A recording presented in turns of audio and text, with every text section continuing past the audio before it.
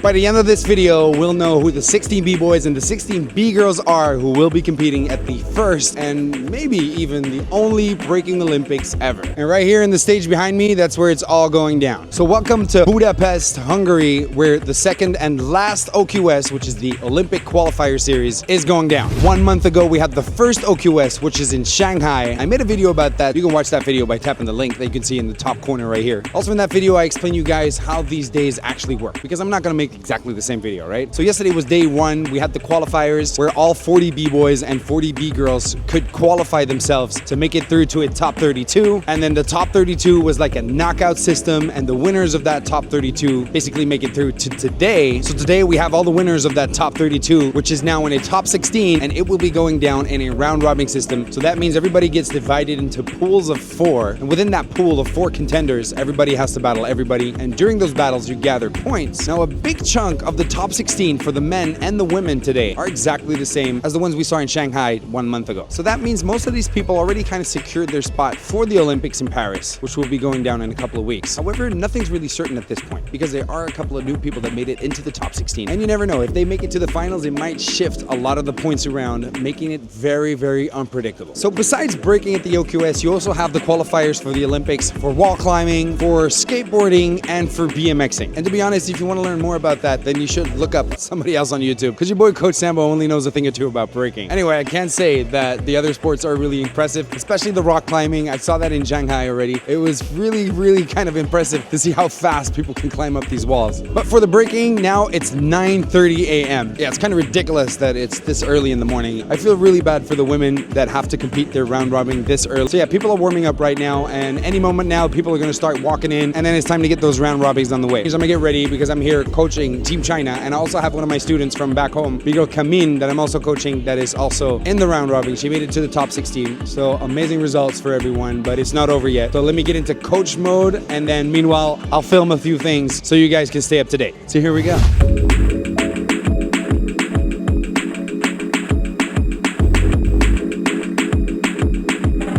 All right, guys, we're halfway through the round robin of the men. The level is very, very high. The battles are very, very heated. And something that's making this event a lot different than many of the previous Olympic events is there's no music restriction. Now, if you're a seasoned B-boy or B-girl, you can hear in the background right here that the music is fire. The location is packed. There's a lot of people here. The vibe is really, really good. Now, earlier on this morning for the B-girl round robin, it was pretty empty. So shout out to the B-girls pulling that off, man. Battling with such high stakes, with such a small crowd, and such a big room with so little people, that was pretty hard, man. That's what you get when you organize battles in the early morning. Anyway, battles are pretty heated. It's gonna be a real surprise to see who makes it through to the top 8. And above that, let's see who gets enough points from this event and the previous event in Shanghai to get qualified for the Paris 2024 Olympics. This is Coach Sambo reporting live. Well, not live, but reporting here on YouTube. Stay tuned, the video's not over. All right, guys, we got the top 8 in full effect. One of the highlights of the top 8 was Gravity versus Issen. Starting the battle while it wasn't actually his turn to start. And then halfway through his go down, Gravity just comes in, blows the place up, and the whole judging system and the whole judging staff got all confused. Crowd going absolutely wild. Besides that, all these big names going full out. Really, everybody's hungry to get to Paris. And what I really like about this is that the Olympic breaking scene is kind of pictured like it's very sporty, but these battles are pretty raw, man. There's nothing to say against that. It's something that makes me very, very happy.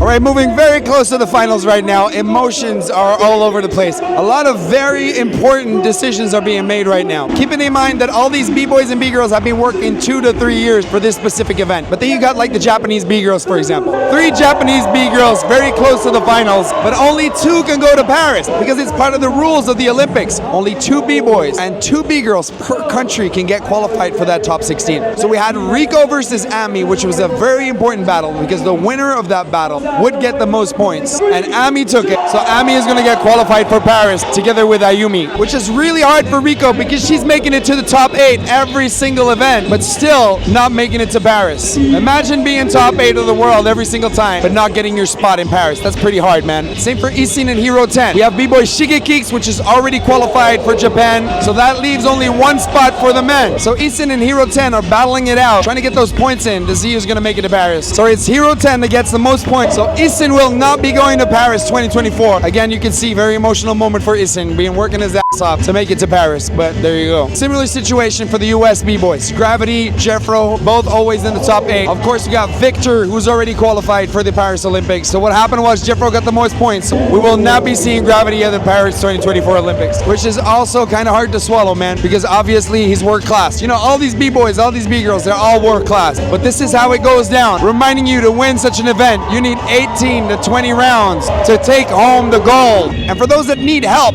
preparing for battle, I want to remind you guys that I have a masterclass explaining you everything step by step on how to properly prepare for battles and competitions. Link is in the description down below.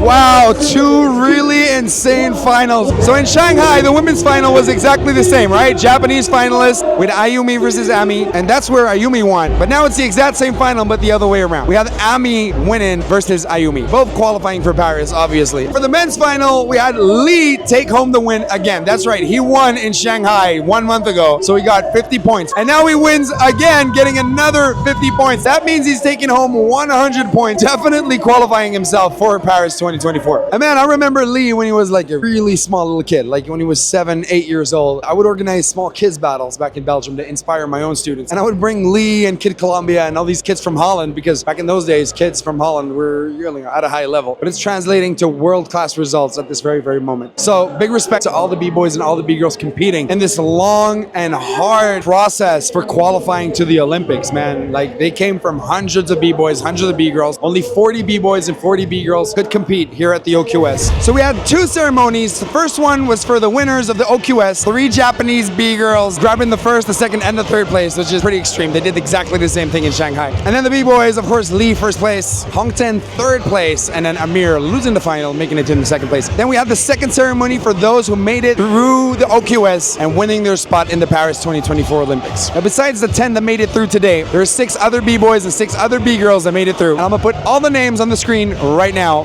Bam, there you go. These are all the B-Boys and all the B-Girls that you can expect to see at the Paris 2024 Olympics. And guys, I'm extremely proud as a coach because B-Girl Yingzi, B-Girl 671 lithe-ing made it through from China. But I'm also very, very proud of 2 others that have been working very, very hard and almost made it.